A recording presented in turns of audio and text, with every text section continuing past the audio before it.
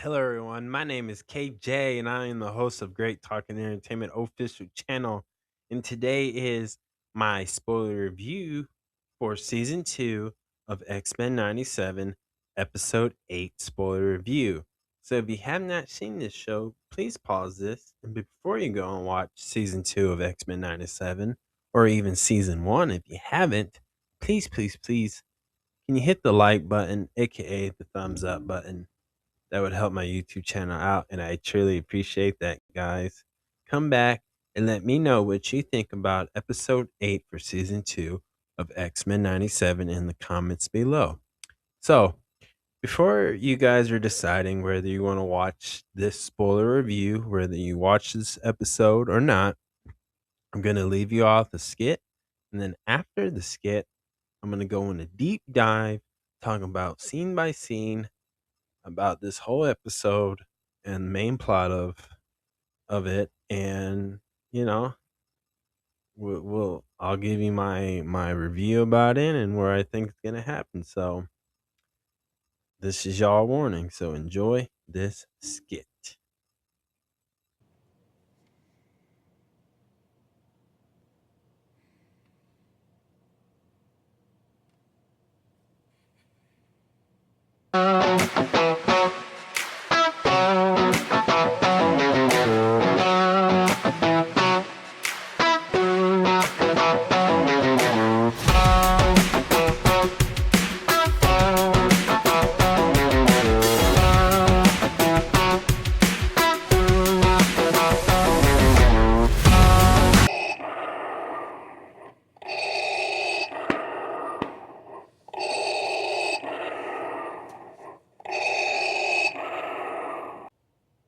Yo, are you sad over that? Like that thing, bro? There's plenty of goth girls out there. Nah, really? Nah, I can't.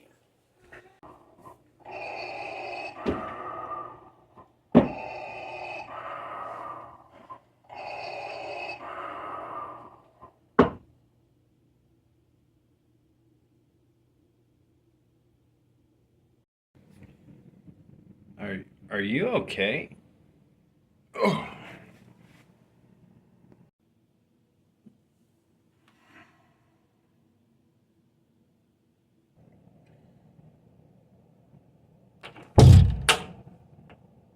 Okay.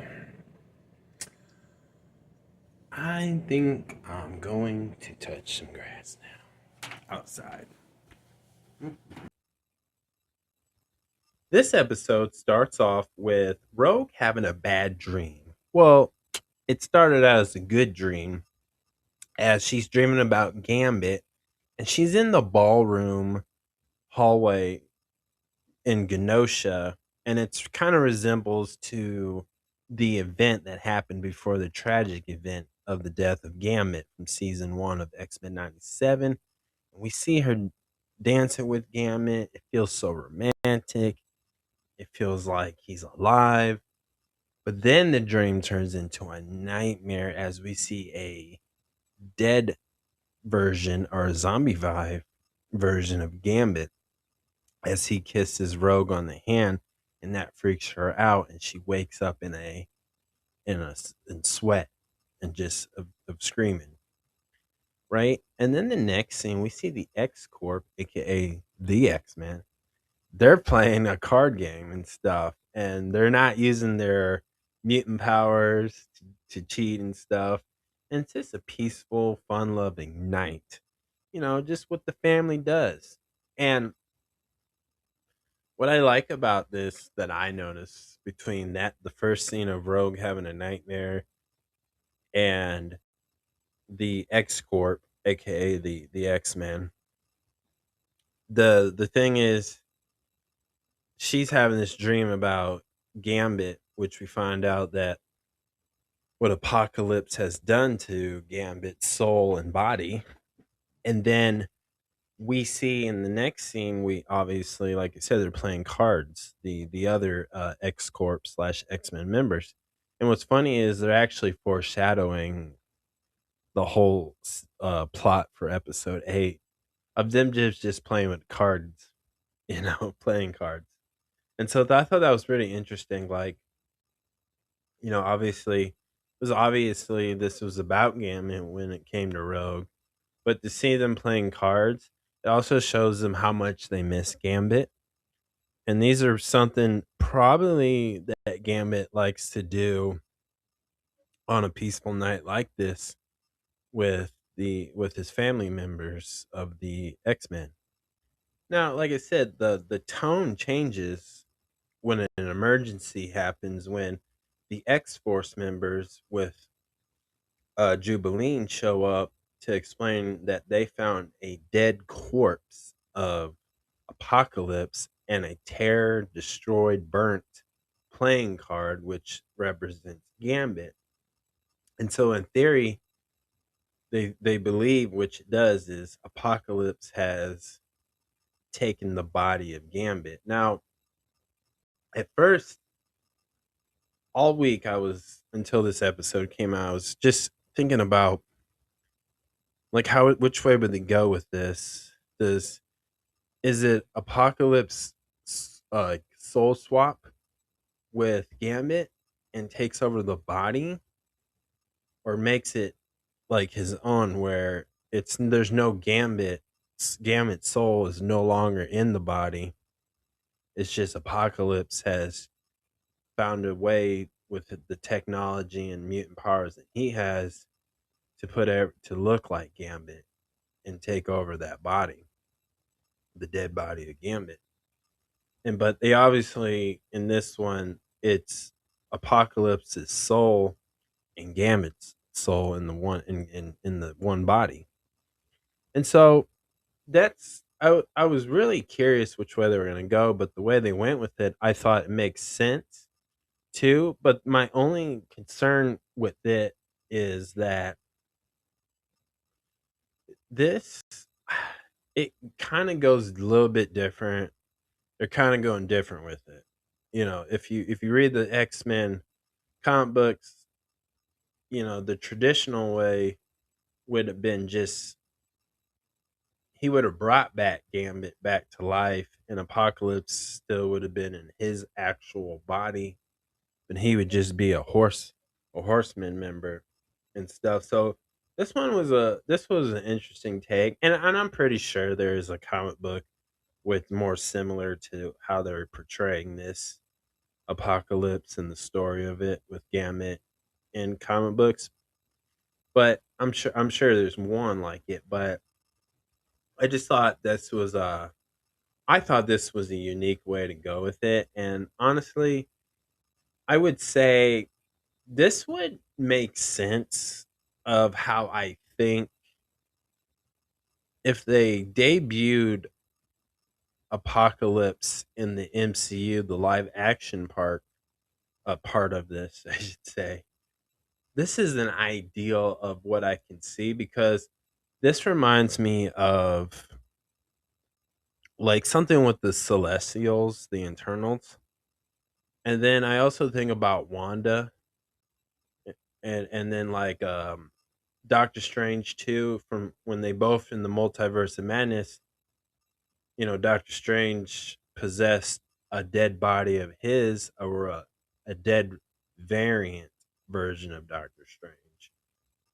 And so this is kind of similar to it. So ideally, this is the way I think this episode would be the blueprint that they may go off by if they do debut Apocalypse in the live action part of the MCU. So that's why I think that was a very interesting thing that they were going it, because in this episode, the X Force members, like the leader Cable, he's like, look, we gotta find this, and we gotta destroy Apocalypse, right? Because that's Nathan, the son of Cyclops and Jean Grey, is his main purpose of doing this.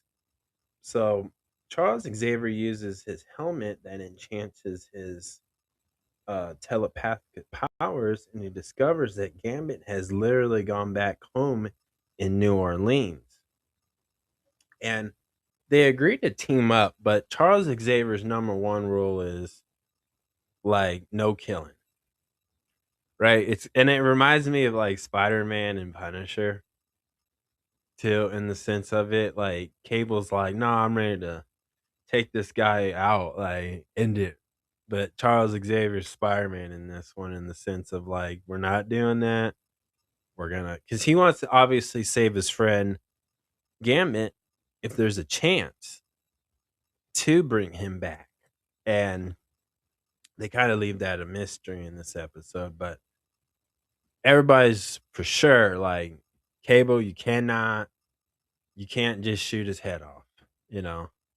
But Cable's more like Punisher in this episode, like Punisher was in Spider-Man Brand New Day, is my main point.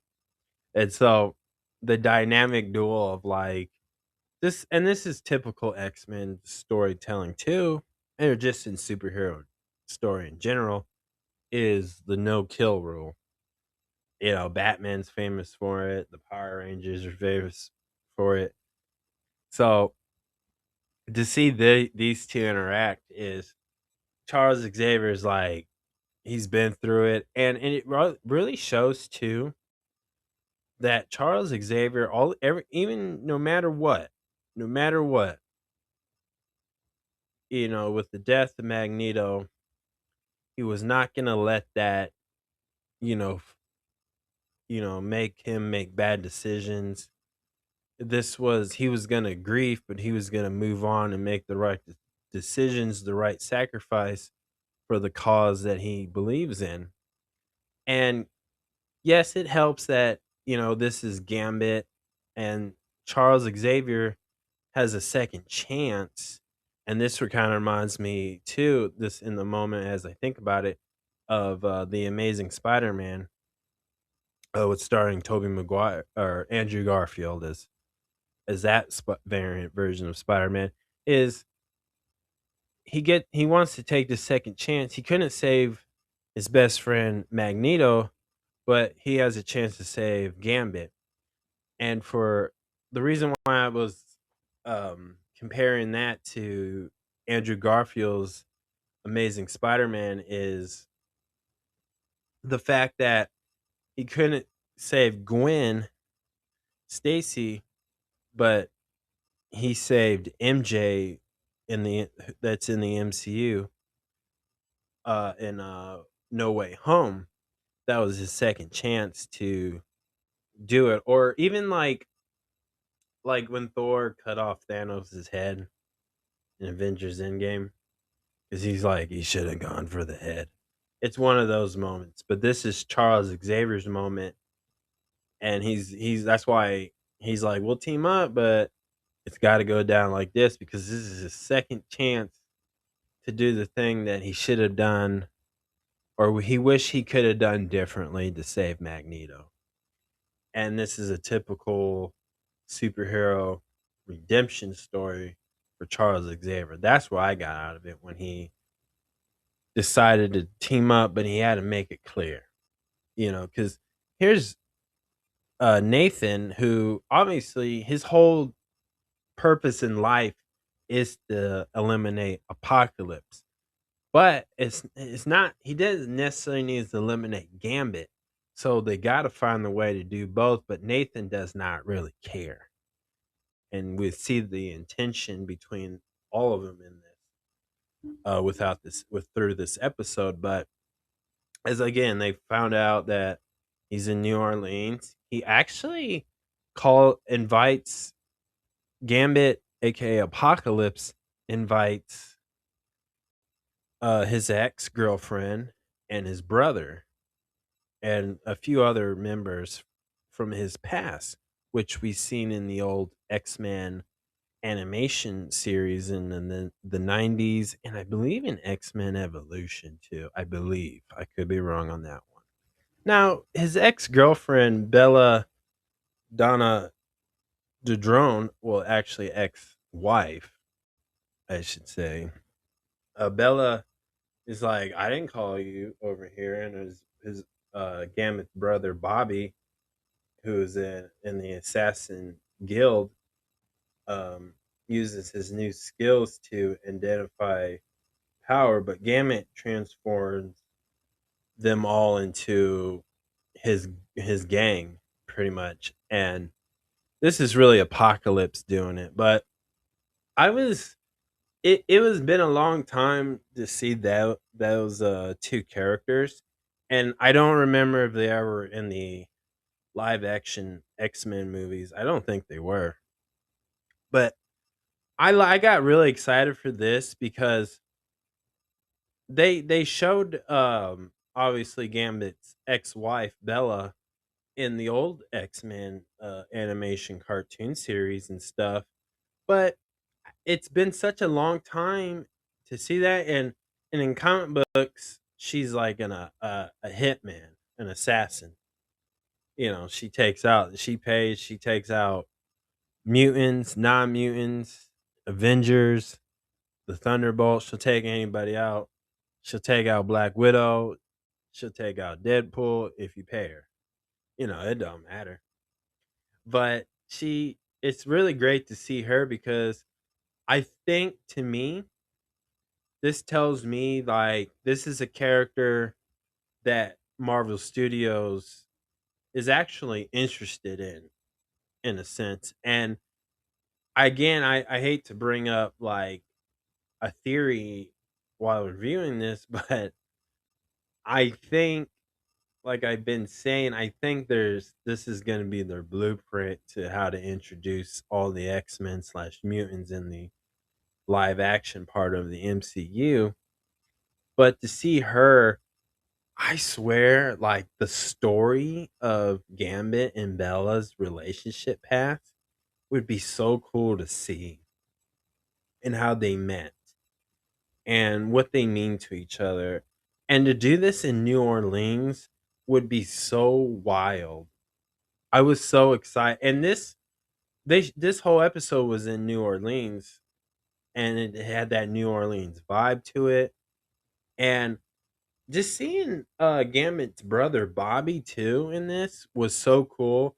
And these are like two characters I'm convinced like ideally they might have an idea for Bella and Bobby. I like these are I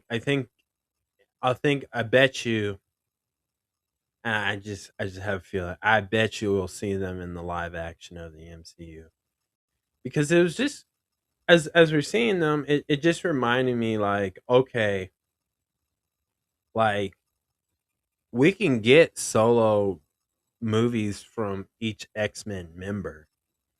Like a solo live action film of Gambit with these two characters, Bella and Bobby, like there you go. Like I know they made this rule where they like don't want to do origin stories again, but I think this would be the right time, whenever it phase, to do another run it back with an origin story.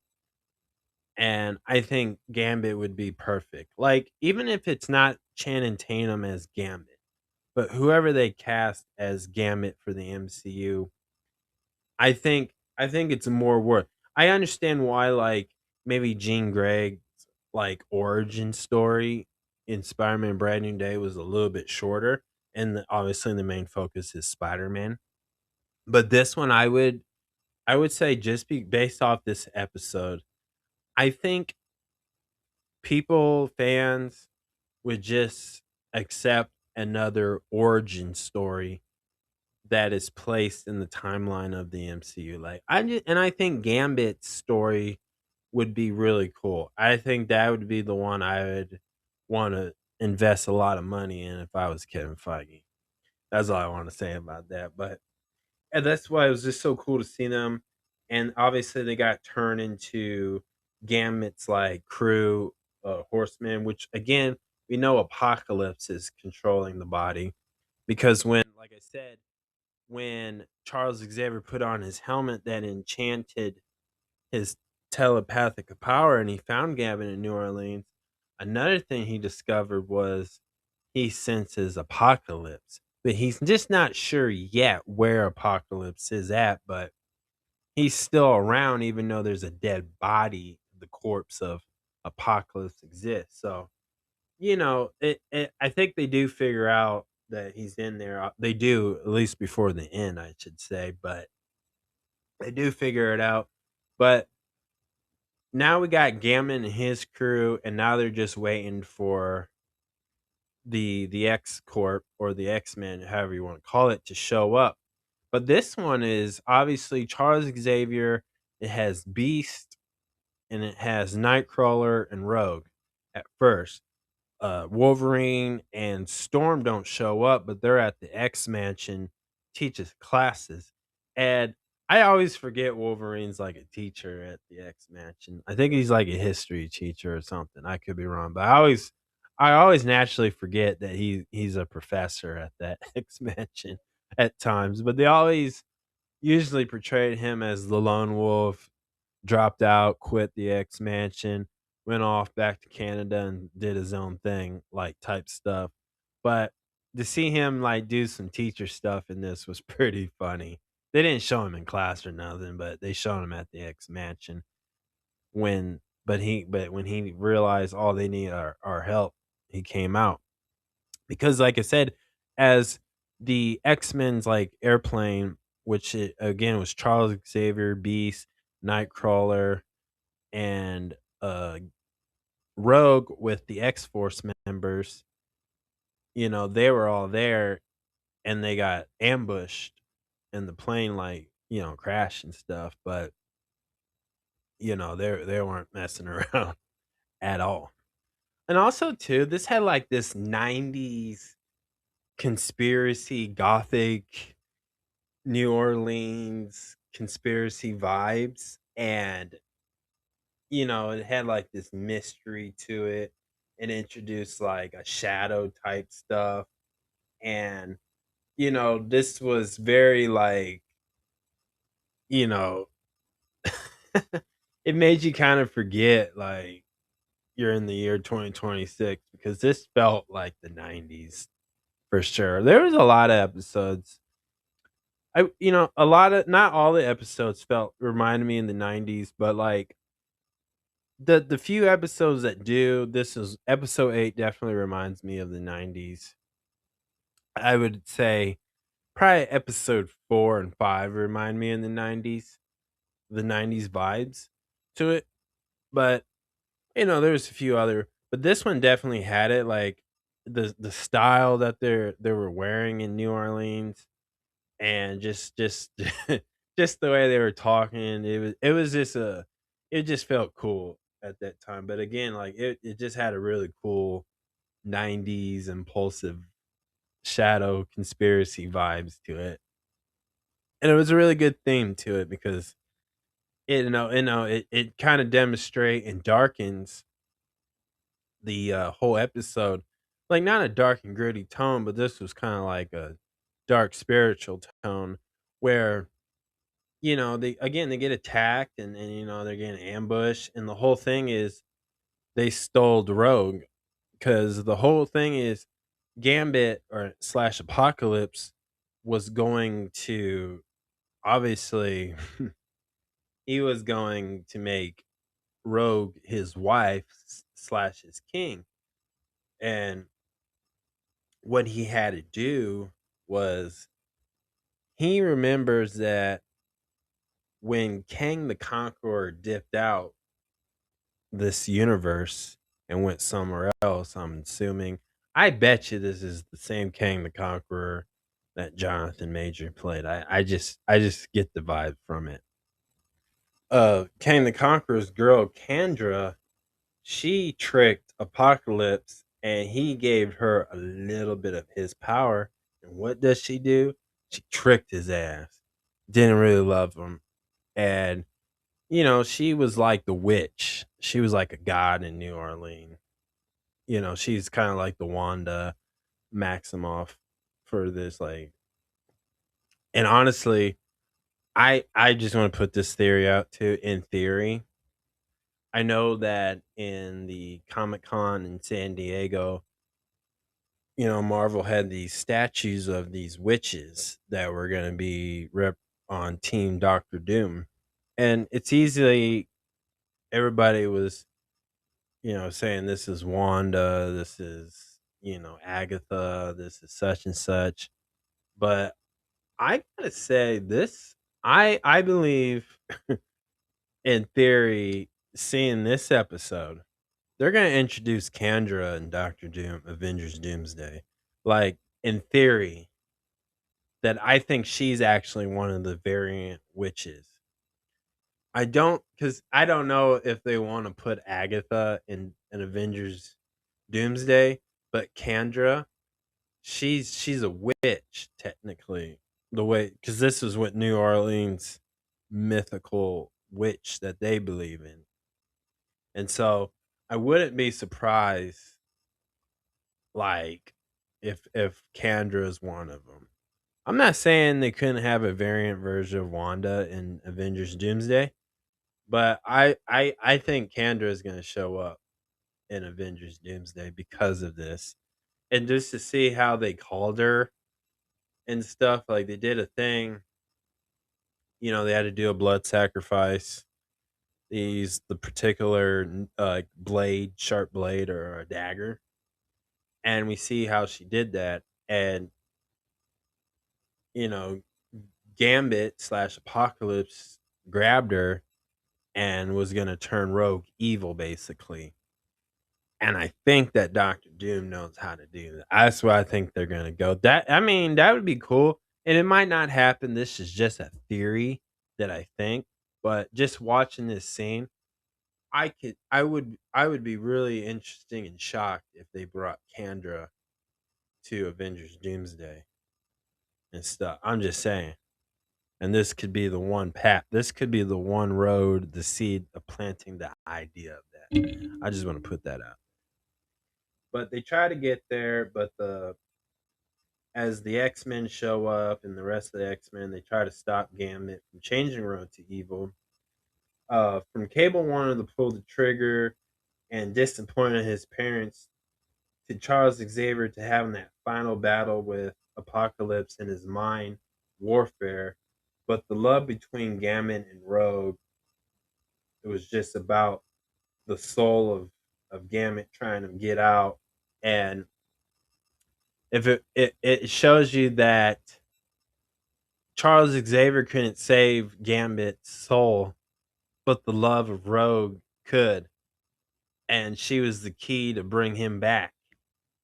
Well, they tried to, but they failed because Apocalypse uh, exists in the body of Gambit. And at the end of this episode, the X Force, the screwed everything up because Nathan was trying to literally shoot his head off, and they didn't. But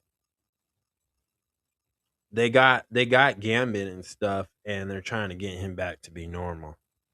But that's how that ended. But we get to this end credit scene type, and it looks like the X Force and X Factor might be teaming up, and it looks like Jubilee has went back to the X-Men slash X Corp team as well. Like, it was cool in the fight scenes with those because, like, you saw some of the other X mutant characters get to shine and show, but this is just showcasing, like, you know being responsible slash being recklessly violent. But I thought, okay, this wasn't like, what was the love story of Gambit and Rogue good? I would say yes. It wasn't like the most romantic thing. This was this reminds me of a goth romance story, the way they were trying to do this. But then they just marveled it up with superhero fighting and stuff. But I thought seeing an evil version Gambit was really fun in this episode, to see his the deck of cards that he had turn into, like, evil, like, demonic, you know terror trait cards, all black and a little bit of purple in there. And to see, Gambit have this like new ability of mutant powers that shares with Apocalypse. And it was neat watching it, but we saw some familiar faces. Nightcrawler was shining good in this one. I like when they have fight scenes with Nightcrawler just doing Nightcrawler stuff, because he's just aura forming. But I believe too, like he's gonna be a bigger deal at the end of episode 9. I think they're building him up for that. And I also too believe like uh Charles Xavier is probably gonna learn and realize that he should rely more on his family, the X-Men, versus trying to do it all by himself and stuff, because even in this it shows like just talking it out, it's not gonna always solve the problem, because Nathan was about to go and he was gonna blast everybody. But also too, I don't think Jean Greg and Cyclops are upset or disappointed. I think they were just trying to find a way to have their son back. Like they're so in this episode, they're so concerned of building a relationship with their son Nathan, aka Cable. Like I think those two lost focus on the whole mission of trying to recruit Gambit. They were just more like trying to baby Nathan in a way. And I thought that was like really funny to see and stuff. But I also think too they're building up like where either those three are gonna be a family and Cable's gonna like change his ways. But I think he can. He's like destined to be the one to end Apocalypse.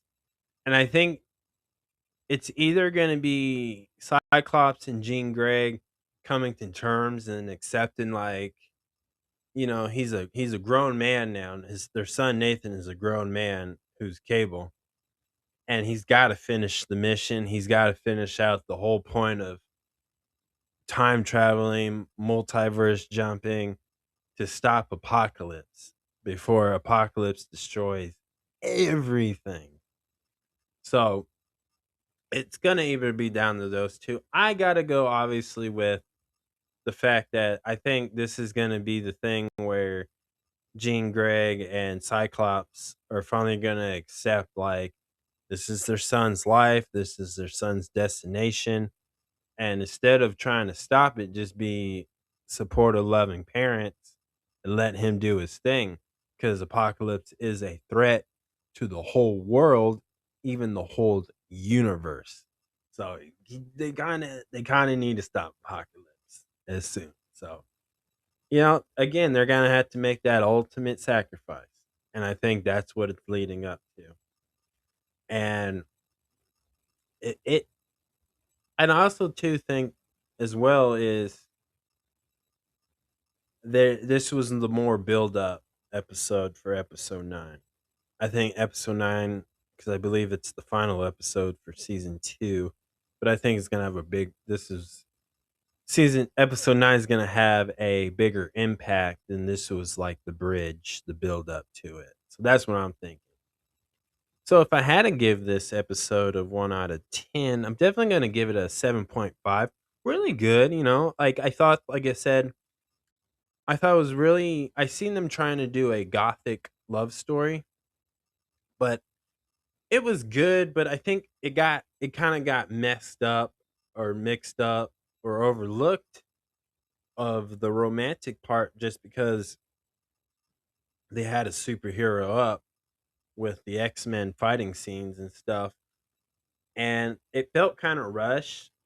I thought they were gonna spend a little bit more time in emotional dialogue with the voice actors who voice acts Rogue and the person who voice acts Gambit. I was hoping to see a little bit more of that. I felt like they were just cutting scenes because she was all ready to put on the wedding dress. She was already like I wanted to see more. Maybe like, how Rogue had a dream in the first scene of this episode. I thought they were gonna run it back and where Gambit can just make whatever era he's at look like that ballroom and them dancing and having a good time. But we didn't get a lot of that.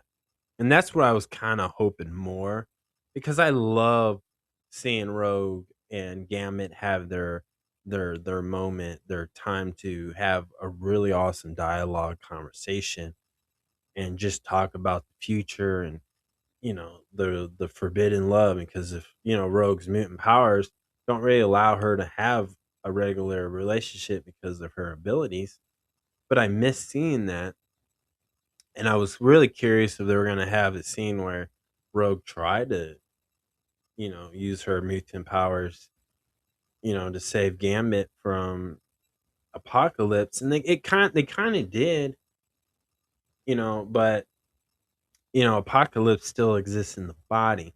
So I was hoping more because also too in this season, Gambit or not Gambit, but Rogue and Apocalypse had a moment where Apocalypse never really experienced love the way Rogue did, but but he did fall in love with Kendra, but obviously she tricked him and just ditched him to get revenge on the death of her people and stuff in Egypt.